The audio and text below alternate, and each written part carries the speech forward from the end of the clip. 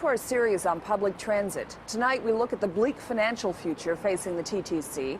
It's dealt with years of cutbacks, and even though it's considered a more efficient operation, that could be in jeopardy because of another looming financial squeeze.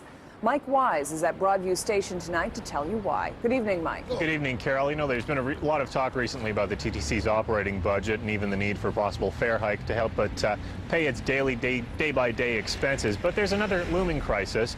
Ever since the province downloaded the cost of public transit onto municipalities in 1997, the City of Toronto has had to pick up the TTC's capital budget. That's the money the service used to expand public transit, to buy new buses, new streetcars, and subways. The problem, though, is that the city doesn't have the money to replace the size of the fleet the TTC has on the streets right now.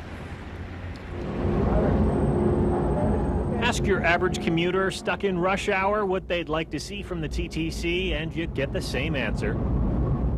I'd like to see a few more trains running and maybe a few more buses. We could do with more buses, and in the morning especially, we have to wait. Yesterday I had to wait around 20 minutes at Don Milton Shepherd. 410 million people rode the TTC last year, an unexpected increase. This week, the service added extra vehicles on some routes to handle the crowding, but that's a luxury it might not be able to afford in 3 years. And the reason actually goes back a couple of decades.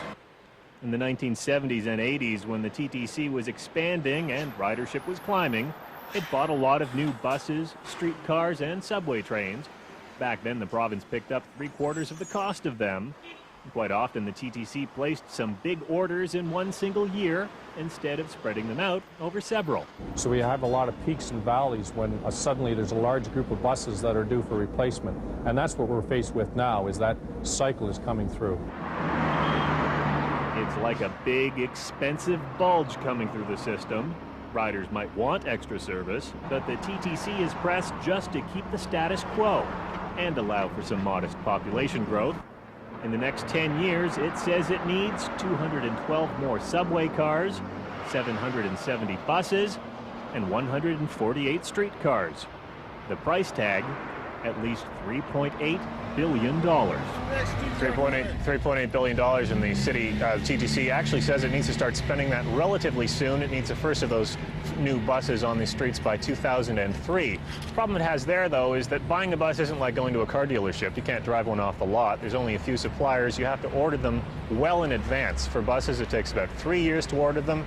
Subway cars, 4 years, and streetcars, 5 years. So if the city wants to prevent a shortage of transit vehicles in the future, it has to start spending that money now, Carol, and that will get even more complicated if we win the Olympics. So what happens, very quickly, Mike, what happens if the TTC doesn't get the money? They don't know. They don't want to talk about it at this point. Some political decisions would have to be made about rationalizing service. Right now, the services, the TTC has about 1,500 buses. It wanted to replace 770 of them.